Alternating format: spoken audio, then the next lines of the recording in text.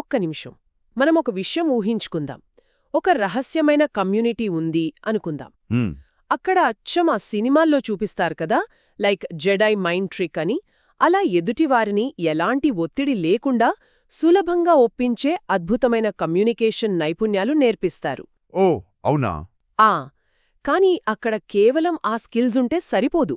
ఆ కమ్యూనిటీలో ప్రతి సభ్యుడి ప్రవర్తన, వాళ్ల నైతిక విలువలు చాలా కఠినంగా మానిటర్ చేయబడతాయన్నమాట. అంటే ఇది వినడానికొక సైన్స్ ఫిక్షన్ స్టోరీలాగా ఉంది కదా. ఖచ్చితంగా. కాని ఇది నిజం. ఈరోజు మనం చేయబోయే ఈ లోతైన విశ్లేషణలో విక్టరీ విత్ యాష్ అనే ఒక ప్రత్యేకమైన ప్లాట్ఫామ్ గురించి మాట్లాడబోతున్నాం. ఇది కేవలం ఆహ్వానం ద్వారా మాత్రమే ప్రవేశం ఉండే ఒక ప్రైవేట్ కమ్యూనిటీ. అసలు ఒక వ్యక్తి కేవలం సమాచారాన్ని చదవడం కాకుండా దాని వాస్తవంగా ఆచరణలో పెట్టేలా ఈ కమ్యూనిటీ ఎలా చేస్తుంది అనే విషయాలను మనమిక్కడ డీకోడ్ చేద్దాం. సో దీన్ని వివరంగా చూద్దాం. యా ఇక్కడే మనం అసలైన సమస్యను అర్థం చేసుకోవాలి. ఈ రోజుల్లో ఎవరికైనా సమాచారం అనేది అసలొక సమస్యే కాదు. అవును, ఇంటర్నెట్ నిండా బోలెడు వీడియోలున్నాయి కదా. కరెక్ట్. మోటివేషనల్ వీడియోలు, పుస్తకాలు కుప్పలు తెప్పలుగా ఉన్నాయి. కాని ఏంటంటే ఆ సమాచార సముద్రంలో మునిగిపోవడమే తప్ప దాన్ని ఒక ఒడ్డుకు చేర్చే నావలాంటి ఒక స్ట్రక్చర్, ఒక దారి ఎవరికీ దొరకడం లేదు. ఈ విక్టరీ విత్ యాష్ కమ్యూనిటీ సరిగ్గా ఈ ఖాళీని పూరించడానికే ప్రయత్నిస్తోంది అని మనం చెప్పొచ్చు. అంటే ఇది మామూలుగా మోటివేషన్ క్లాసెస్ లాగా కాదు అంటారు? అబ్సల్యూట్లీ కాదు. ఇది కేవలం 4 ఉత్సాహభరితమైన మాటలు చెప్పి వదిలేసే వేదిక కాదు. వీళ్ళేంటంటే ఆధునిక ఆర్టిఫిషియల్ ఇంటెలిజెన్స్ అంటే ఏఐ సాంకేతికతను, అలాగే అత్యంత లోతైన నైతిక విలువలను కలిపి ఒక బలమైన పునాదిని నిర్మించడం దీని ప్రధాన ఉద్దేశం. నేర్చుకోడానికే పరిమితం కాకుండా దాన్ని ఎలా అమలు చేయాలి అనేదానికి ఇది సమాధానమిస్తుంది. రైట్. ఈ ప్లాట్ఫామ్ పనితీరును మనం అర్థం చేసుకోవాలంటే ముందుగా వాళ్ళు చెప్పిన ఆ 3 ప్రాథమిక సిద్ధాంతాలను విశ్లేషించాలి కదా. అవే రైజ్, రీసెట్ మరియు రీఫోకస్. అవును, అవే వాళ్ల కోర్ పిల్లర్స్. ఇది వినడానికి చాలా బాగుంది కానీ దీన్ని కొంచెం లోతుగా చూద్దాం. ముందుగా రైజ్ గురించి మాట్లాడితే సౌకర్యవంతమైన కంఫర్ట్ జోన్ నుండి బయటికి రావడమే దీని అర్థం అని మూలాల్లో చెబుతున్నారు. కానీ అసలా కంఫర్ట్ జోన్ నుండి బయటికి రావడం ఎందుకంత కష్టమంటారు? దాన్ని వీరు ఎలా సులభతరం చేస్తారు? మంచి ప్రశ్న. ఏంటంటే మానవ మెదడు సహజంగానే ఎప్పుడూ ఒక భద్రతను కోరుకుంటుంది. కొత్తదనమంటే మెదడుకు ఒక రకమైన ముప్పులాంటిదనమాట. ఓ, అంటే బయాలజికల్గానే మనకా భయం ఉంటుందంటారు. ఖచ్చితంగా. అందుకే కంఫర్ట్ జోన్ నుండి బయటకు రావడం జీవశాస్త్రపరంగానే చాలా కష్టమైన పని. ఇక్కడ రైజ్ అనేది కేవలం పొద్దున్నే నిద్రలేవడం కాదు, మనస్సులోని ఆ పాత స్థితిని సవాలు చేయాలనే ఒక నిర్ణయం. భయం సహజమే, కానీ ఆ భయం ఉన్నప్పటికీ మన పరిమితులను దాటి ఒక అడుగు ముందుకు వేయడానికి అవసరమైన వాతావరణాన్ని ఈ కమ్యూనిటీ సృష్టిస్తుంది. ఒక గ్రూప్గా కలిసి అడుగులు వేసినప్పుడు ఆ భయం ఆటోమేటిక్గా తగ్గుతుంది. నిజమే. ఒంటరిగా కంటే ఒక కమ్యూనిటీగా ఉన్నప్పుడు ఆ భయం తగ్గుతుంది. ఇక రెండవ పదం రీసెట్ దగ్గరకొస్తే ఇది నాకొక అద్భుతమైన ఆలోచనను రేకెత్తించింది. చెప్పండి. మనందరి జేబుల్లో ఉండే స్మార్ట్ ఫోన్లు ఒక ఉదాహరణగా తీసుకుందాం. ఫోన్ వాడగా వాడగా బాగా నెమ్మదిస్తుంది కదా. పాత ఫైల్స్, అనవసరమైన యాప్స్ పేరుకుపోయి అది కనీసం స్క్రీన్ ఆన్ చేయడానికి కూడా ఇబ్బంది పడుతుంది. కరెక్ట్, హ్యాంగ్ అయిపోతుంది. అప్పుడు మనం కేవలం ఫోన్ను స్విచ్ ఆఫ్ చేసి ఆన్ చేయము కదా, ఒక ఫ్యాక్టరీ రీసెట్ చేస్తాము. అంటే సిస్టమ్ను పూర్తిగా తుడిచేసి కొత్తగా పనిచేయడానికి సిద్ధం చేస్తాం. ఈ మానసిక రీసెట్ కూడా సరిగ్గా ఈ ఫ్యాక్టరీ రీసెట్ లాంటిదే కదా. వావ్, ఆ ఉపమానం ఇక్కడ 100% సరిపోతుంది. ఎందుకంటే మన బుర్రలో కూడా ఎన్నో సంవత్సరాలుగా పేరుకుపోయిన బాత వైఫల్యాలుంటాయి. అవును, ఇతరులు చెప్పిన నెగటివ్ మాటలు, భయాలు, అవన్నీ ఒక జంక్ ఫైల్స్ లాగా ఉండిపోతాయి. ఇక్కడ రీసెట్ అనేది ఒక ఉద్దేశపూర్వకమైన ప్రక్షాళన. పాత ఆలోచనా విధానాలను బద్దలు కొట్టి ఒక ఖాళీ పలకను సృష్టించడం. అయితే ఈ ప్రక్రియ ఆటోమేటిక్గా జరగదు గదా. అప్పటివరకు మనం నమ్మిన వాటిని పక్కన పెట్టి కొత్త లక్ష్యాలను నిర్దేశించుకోవడానికి ఇదొక మానసిక స్థలాన్ని ఇస్తుంది.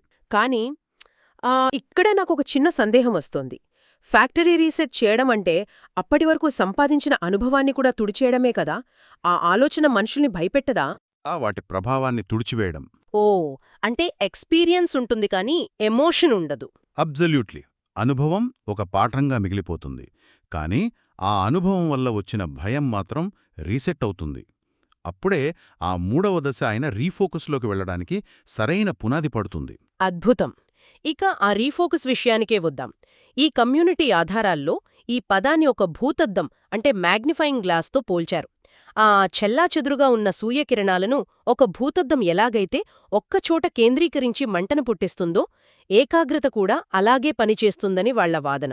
మనం రోజుకి 24 గంటల కంటే ఎక్కువ సృష్టించలేం కదా. అవును, అది సాధ్యం కాదు. సో ఉన్న శక్తినంతటినీ ఒకే బిందువుపై మళ్లించడం ద్వారా అసాధారణ ఫలితాలు సాధించవచ్చని చెబుతున్నారు. ఇదంతా వినడానికి చాలా బావుంది, కానీ ఒక్క నిమిషం ఆలోచించండి. భూతద్దం మంటను పుట్టిస్తుంది నిజమే, కాని ఆ మంట అదుపు తప్పితే అన్నీ కాలిపోతాయి కదా. అదేవిధంగా మనుషులు కూడా ఒకే విషయంపై తీవ్రంగా ఏకాగ్రత పెడితే త్వరగా అలిసిపోయి బర్నౌట్కు గురయ్యే ప్రమాదం లేదా? ఇది నిజంగా ఆలోచించదగిన విషయమే. తీవ్రమైన ఫోకస్ బర్నౌట్కు దారితీసే ఛాన్స్ ఖచ్చితంగా ఉంటుంది. కాని దాన్ని నివారించడానికి ఈ మూలాలు ఒక అద్భుతమైన మార్గాన్ని చెబుతున్నాయి. అదేంటే? ఈ రీఫోకస్ అనేది కేవలం డబ్బు సంపాదించడంపైనో లేదా సొంత లాభంపైనో మాత్రమే ఉండకూడదు. ఈ ఏకాగ్రతను మన చుట్టూ ఉన్న వ్యక్తులతో, కుటుంబ శ్రేయస్సుతో మరియు సమాజానికి మనం చేసే సేవతో ఎలైన్ చేయాలని వాళ్ళు వివరిస్తున్నారు. అంటే ఆ పర్పస్ వేరేగా ఉండాలి. కరెక్ట్. మనం సాధించే విజయం ఇతరుల జీవితాలను కూడా మెరుగుపరుస్తుందనే ఉద్దేశం ఉన్నప్పుడు ఆ పని మనకు అలసటనివ్వదు. అది ఒక స్థిరమైన ఇంధనంలా పనిచేస్తుంది. అదే ఆ బర్నౌట్ను ఆపే అసలైన మందు. అది చాలా బ్యాలెన్స్డ్గా ఉంది. ఈ 3 సిద్ధాంతాలు అంటే కంఫర్ట్ జోన్ నుండి బయటకు రావడం, పాతవి తుడిచేయడం, శక్తిని కేంద్రీకరించడం నిజంగానే పటిష్టమైనవి. కానీ ఇదంతా థియరీ. ఆచరణలో అసలు ఏం జరుగుతుంది? ఉదాహరణకు, ఒక వ్యక్తి ఈ కమ్యూనిటీలో చేరిన తర్వాత ఆ మొదటి 30 నుండి 90 రోజుల్లో జరిగేదేమిటి? ఆ సమయంలో ఒత్తిడి తగ్గడం, ఆదాయ మార్గాలు పెరగడం గురించి మూలాల్లో ఉంది. అసలు ఇదెలా సాధ్యమవుతుంది? సైకాలజీ ప్రకారం చూసుకుంటే ఒక కొత్త అలవాటును నిర్మించుకోవడానికి సుమారుగా 30 నుండి 90 రోజులు పడుతుంది. అందుకే ఈ సమయాన్ని ఒక ఆచరణాత్మక ప్రణాళికగా ఎంచుకున్నారు.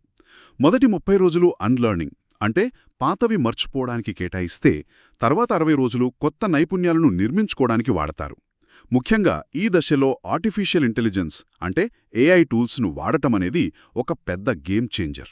కానీ ఏఐ అనగానే సాధారణంగా అందరికీ ఒక భయం ఉంటుంది కదా, అది మన ఉద్యోగాలు తీసుకుంటుందని. ఈ కమ్యూనిటీలో ఏఐ టూల్స్ ద్వారా అదనపు ఆదాయం ఎలా వస్తుందంటారు? ఏంటంటే, ఒక వ్యాపారం నిర్మించేటప్పుడు మనుషులు రోజువారీ ఒకేలా ఉండే రిపీటేటివ్ పనుల వల్ల ఎక్కువ అలసిపోతారు. ఈ కమ్యూనిటీ అందించే ఏఐ సాధనాలు ఆ పనులను ఆటోమేట్ చేస్తాయి. డేటా వెతకడం, సమాచారాన్ని విశ్లేషించడం లాంటివి యంత్రాలు చూసుకుంటాయన్నమాట. ఓ, అప్పుడు మనుషులకు టైం మిగులుతుంది. ఖచ్చితంగా. అప్పుడు మనుషులు కేవలం ఇతరులతో రిలేషన్స్ పెంచుకోవడం, కీలకమైన నిర్ణయాలు తీసుకోవడం లాంటి పనులపై దృష్టి పెడతారు. శ్రమ తగ్గినప్పుడు ఒత్తిడి దానంతట అదే తగ్గుతుంది, ప్రొడక్టివిటీ పెరుగుతుంది. ఆ ప్రొడక్టివిటీనే అదనపు ఆదాయంగా మారుతుంది. ఇదంతా వింటుంటే ఎవ్వరైనా వెంటనే వెళ్లి చేరిపోవాలనిపిస్తుంది. కానీ ఈ మూలాలను జాగ్రత్తగా చూసినప్పుడు నాకొక పెద్ద విరుద్ధమైన విషయం కనిపించింది. దీనిపై మీ విశ్లేషణ తెలుసుకోవాలి నేను. చెప్పండి, ఏంటది? ఒకవైపు వాళ్ళు ఏమంటున్నారంటే, రిజిస్ట్రేషన్ క్లోజ్ చేయబడింది, ఒక మెంబర్ ఆహ్వానిస్తేనే ప్రవేశం ఉంటుంది అని చెబుతున్నారు. ఇది చూస్తే ఇదొక అత్యంత ప్రైవేట్ క్లబ్లాగా అనిపిస్తోంది కదా. కానీ మళ్ళీ అదే పత్రాల్లో కొంచెం కిందకు వెళితే జాయిన్ ఫ్రీ అని పెద్ద పెద్ద బటన్స్ కనిపిస్తున్నాయి. ఒకవైపు ఎవరికీ ప్రవేశం లేదంటూనే మరోవైపు ఉచితమనడమేమిటి? ఇదొక రకమైన జిమ్మిక్కులాగా అనిపించడం లేదా? పైకి చూస్తే ఇదొక కాంట్రడిక్షన్ లాగానే అనిపిస్తోంది. అది సహజమే. కానీ మోడర్న్ బిజినెస్ ఫనెల్ స్ట్రాటజీలను అర్థం చేసుకుంటే దీని వెనక ఉన్న లాజిక్ తెలుస్తోంది. ఆహ్వానం ఉంటేనే ప్రవేశం అనే నియమం ఒక రకమైన ఎక్స్క్లూజివిటీని సృష్టిస్తుంది. మనుషులకు ఎప్పుడూ అందరికీ దొరకని దానిపైనే ఆసక్తి ఎక్కువ కదా. అవును, నిజమే. ఆ ఆసక్తిని వాడుకుని ఉచితంగా చేరండి అనే ఆప్షన్ ద్వారా జనాలకు ఒక ప్రవేశ ద్వారం కల్పిస్తున్నారు. కాని ఇక్కడే అసలు ఫిల్టరింగ్ మొదలవుతోంది. అంటే ఉచితంగా వచ్చిన వాళ్లందరూ కమ్యూనిటీలో శాశ్వతంగా ఉండలేరనా మీ ఉద్దేశం? అబ్సల్యూట్లీ. ఉచితం అనగానే ఎంతోమంది వస్తారు. కాని అంతకుముందు మనం మాట్లాడుకున్న ఆ 90 రోజుల ప్రణాళిక ఉంది కదా, అది అత్యంత కఠినమైనది. ఆ ఉచిత ప్రవేశం ద్వారా వచ్చిన వారిలో ఆ ట్రైనింగ్ను తట్టుకుని ఎవరు నిలబడతారు, ఎవరు నిజంగా నేర్చుకోవడానికి రెడీగా ఉన్నారు అనేదాన్ని బట్టి వాళ్లను వడపోస్తారు. ఆన్లైన్లో ఉచితంగా ఇస్తే ఎవరైనా చూస్తారు గాని గైడెన్స్ లేకపోతే వదిలేస్తారు. అందుకే ఈ 90 రోజుల పాటు వాళ్ల కమిట్మెంట్ను పరీక్షించి అప్పుడు మాత్రమే పూర్తిస్థాయి సభ్యులుగా యాక్సెప్ట్ చేస్తారు. వావ్! ఇది చాలా వ్యూహాత్మకమైన ఫిల్టరింగ్. ఎందుకంటే ఎవరిని పడితే వాళ్ళని తీసుకుంటే ఆ కమ్యూనిటీ నాణ్యత దెబ్బతింటుంది. అయితే ఈ 90 రోజుల శిక్షణలో వాళ్ళు నేర్పించే స్కిల్స్ గురించి ఆ మూలాల్లో ఉన్న ఒక పాయింట్ నన్ను బాగా ఆకర్షించింది. అదేమిటంటే ఒత్తిడి లేకుండా ఒప్పించడం. అంటే సేల్సీగా అనిపించకుండా ఆలోచనలను విక్రయించడం. ఈ రోజుల్లో ఎవరైనా మనకు ఫోన్ చేసి ఒక వస్తువు అమ్మడానికి ట్రై చేస్తే మనం వెంటనే కాల్ కట్ చేస్తాం కదా, ఎందుకంటే బలవంతంగా అమ్మడం ఎవరికీ ఇష్టముండదు. కానీ వీళ్ళు చెప్పే పద్ధతి అచ్చం మనం స్టార్టింగ్లో అనుకున్నట్లు ఆ జెడై మైండ్ ట్రిక్ లాగా ఉంది. అసలు ఎదుటివారిపై ఒత్తిడి లేకుండా వాళ్ళని ఎలా ఒప్పిస్తారు? ఇది కమ్యూనికేషన్లో ఒక అద్భుతమైన కళ. ఒక వ్యక్తిని బలవంతంగా ఒప్పించడానికి ట్రై చేయడమనేది పాతకాలపు సేల్స్ పద్ధతి. కానీ ఈ మూలాలు సూచించే మార్గమేంటంటే ఒక వస్తువు నమ్మే వ్యక్తిలా కాకుండా ఎదుటి వ్యక్తి సమస్యను తీర్చే ఒక నమ్మకమైన సలహాదారులాగా, అంటే ఒక ట్రస్టెడ్ అడ్వైజర్ లాగా మారాలి. హో, అంటే అప్రోచ్ పూర్తిగా మారిపోతుంది. కరెక్ట్.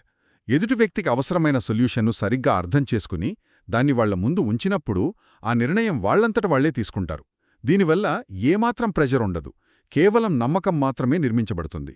దీనికే చాలా ఓపిక, ఇతరులను అర్థం చేసుకునే ఎంపతి అవసరం. కానీ ఇలాంటి గొప్ప స్కిల్స్ను ఎవరైనా నేర్చుకుని వాటిని తప్పుడు పనులకు లేదా స్వార్థానికి వాడుకుంటే ఎలా? ఈ ప్లాట్ఫామ్ దాన్ని ఎలా అడ్డుకుంటుంది? ఇక్కడే మనం వాళ్ల పర్యవేక్షణ వ్యవస్థ గురించి మాట్లాడుకోవాలి. ఆ పత్రాల ప్రకారం ఈ కమ్యూనిటీలో ఉండాలంటే సభ్యులు ఒక 6 ముఖ్యమైన లక్షణాలను తప్పనిసరిగా కలిగి ఉండాలి. అవును, 6 ట్రేట్స్: సమగ్రత, విశ్వసనీయత, జవాబుదారీతనం, ఆచరణాత్మకత, గొప్ప ఆలోచనా విధానం మరియు నేర్చుకునే స్వభావం. ఇవన్నీ వినడానికి చాలా గొప్పగా ఉన్నాయి. కానీ ప్రాక్టికల్గా ఆలోచించండి. ఆఫ్లైన్లో అంటే ఒక ఆఫీస్లో అయితే ఒకరి ప్రవర్తనను మనం రోజు చూసి అంచనా వేయొచ్చు. కానీ ఒక ఆన్లైన్ కమ్యూనిటీలో వేర్వేరు దేశాల్లో ఉన్న వాళ్ల నైతికతను వీళ్ళసలు ఎలా పర్యవేక్షిస్తారు? ఇది చాలా లాజికల్ క్వశ్చన్. డిజిటల్ ప్రపంచంలో ఎవరైనా ఫేక్గా ఉండొచ్చు కదా, కానీ ఈ మూలాల్లో అకౌంటబిలిటీ గురించి చాలా స్పష్టంగా చెప్పారు. ఇక్కడ పర్యవేక్షణ అనేది వాళ్ళు మాట్లాడే మాటల ద్వారా కాదు, వాళ్ళు చేసే పనుల ద్వారా కొలుస్తారు. అంటే యాక్షన్స్ని ట్రాక్ చేస్తారన్నమాట. అవును. ఉదాహరణకు ఒక వ్యక్తి నేర్చుకునే స్వభావం అంటే టీచబిలిటీ కలిగి ఉన్నాడా లేదా అనేది ఎలా తెలుస్తుంది? అతనికి ఒక ఫీడ్బ్యాక్ ఇచ్చినప్పుడు దాన్ని యాక్సెప్ట్ చేసి నెక్స్ట్ టాస్క్లో దాన్ని కరెక్ట్ చేసుకున్నాగా లేదా అనేది ఒక మెట్రిక్. అలాగే ఆచరణాత్మకత, ఇచ్చిన పనిని టైంకి పూర్తి చేశారా లేదా, ఇలాంటి యాక్షన్స్ ఆధారంగా ప్లాట్ఫామ్ అనలిటిక్స్ ద్వారా వాళ్ల బిహేవియర్ను అంచనా వేస్తారు. కేవలం మాటలు చెప్పేవాళ్లు ఈ డిజిటల్ మానిటరింగ్లో ఈజీగా దొరికిపోతారు. అంటే నీతి నిజాయితీలనేవి కేవలం బోర్డు మీద రాసుకునే మాటలు కావు, అవి రోజువారీ పనిలో రిఫ్లెక్ట్ అవ్వాలన్నమాట. సరే, ఇంత పకడ్బందీగా, ఆదర్శవంతంగా, అదే సమయంలో కఠినంగా ఉండే ఈ వేదికను రూపొందించిన ఆ వ్యూహకర్త ఎవరు? ఆయన బ్యాక్గ్రౌండ్ ఏంటి? ఆయనే యాష్ మొఫేరే. అవును, యాష్ మొఫ్రే. ఆ పత్రాల్లో ఉన్న వివరాల ప్రకారం యాష్ సాధారణ వ్యక్తి కాదు.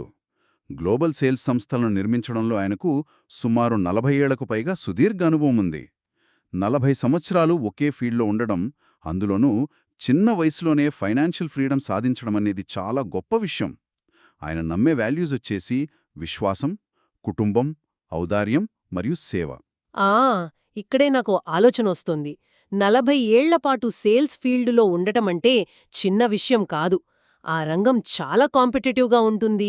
కొన్నిసార్లు అసలు దయాదాక్షిణ్యాలు లేకుండా కట్ థ్రోట్గా ఉంటుంది కదా.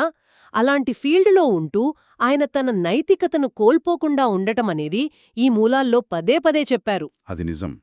బిజినెస్ అనగానే ప్రాఫిట్ మాత్రమే ముఖ్యమనుకునే ప్రపంచంలో ఎథిక్స్తో బిజినెస్ చేయొచ్చు అని ఆయన ఒక రోల్ మోడల్గా నిలిచారు. వ్యాపార విస్తరణ, మానవతా విలువలు రెండు శత్రువులు కావని ఆయన నమ్మారు, ఆచరించి చూపించారు. అంత బాగుంది. కానీ ఆ పత్రాల్లో ఆయన చెప్పిన ఒక కొటేషన్ నన్ను కొంచెం ఆశ్చర్యానికి గురిచేసింది. ఆయన ఏమన్నారంటే, మేము కనిపించకుండా ఉండటం చాలా కష్టం, మాతో చేరండి, ఇది మీ జీవితంలో ఒక చాలా పెద్ద విషయం కాబోతోంది అనన్నారు. దీని కొంచెం నిశితంగా చూద్దాం. చెప్పండి. ఒకవైపు మీరు వినయం, కుటుంబం, సేవ అంటున్నారు. ఇవన్నీ చాలా హంబుల్గా ఉండే పదాలు. కానీ మరోవైపు ఈ కొటేషన్లో చూస్తే ఒక రకమైన దూకుడు, అపారమైన విశ్వాసం, కొంచెం గర్వం కూడా కనిపిస్తున్నాయని అనిపించడం లేదా?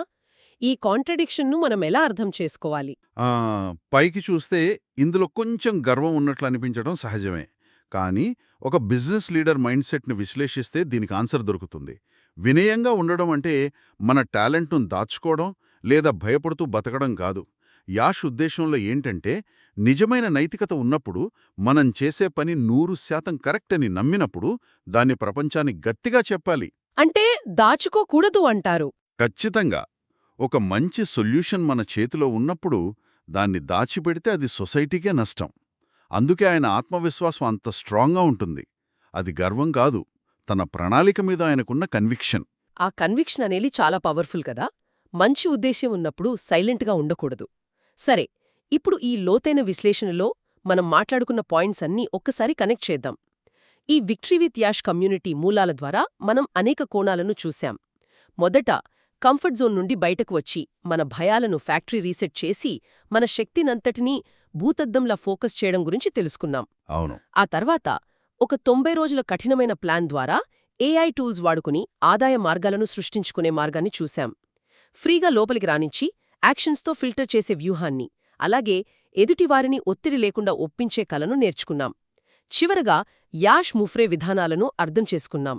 ఇందులో అతి ముఖ్యమైన విషయం ఏమిటంటే, ఎవరైనా సరే ఈ కమ్యూనిటీలో చేరినా చేరకపోయినా ఈ డాక్యుమెంట్స్లో ఉన్న ఫ్రేమ్వర్క్ను మన జీవితాలకు అప్లై చేసుకోవచ్చు. ఈ రోజుల్లో అందరూ ఇన్ఫర్మేషన్ ఓవర్లోడ్తో ఇబ్బంది పడుతున్నారు. అందరికీ అన్నీ తెలుసు, కానీ ఆచరణ ఉండదు కదా. చాలా వరకు అంతే. ఇలాంటి గందరగోళంలో ఉన్నవాళ్లు ఒకసారి వెనక్కి తగ్గి ఆ రీసెట్ బటన్ నొక్కి ఒక 90 రోజుల ప్లాన్ వేసుకుంటే ఖచ్చితంగా అద్భుతాలు సృష్టించవచ్చు. ఈ కమ్యూనిటీ ఒక ఫ్రేమ్వర్క్ ఇస్తుంది, కానీ ఆ సైన్స్ ఎవరికైనా ఉపయోగపడుతుంది. ముమ్మాటికి నిజం. ఈ చర్చను ముగించే ముందు మనం మాట్లాడుకున్న ఒక ఉపమానం దగ్గరకు మళ్లీ వెళదాం. ఆ భూతద్దము గురించి మాట్లాడుకున్నాం కదా.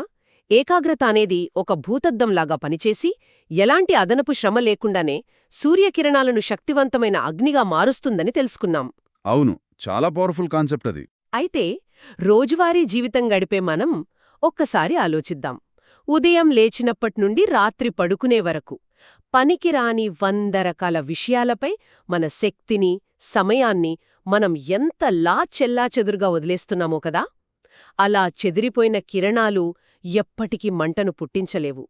మన చేతిలో ఉన్న ఆ ఏకాగ్రత అనే భూతద్దాన్ని సరైన చోట పెట్టకపోవడం వల్ల మనం వెలిగించాల్సిన ఏ అద్భుతమైన అగ్నిని మనం చేజార్చుకుంటున్నామో, ఈ ఆలోచనను ఒక్కసారి లోతుగా విశ్లేషించుకోవాలి. ఇది ఈనాటి మన లోతైన విశ్లేషణ. మళ్ళీ మరొక ఆసక్తికరమైన అంశంతో కలుద్దాం.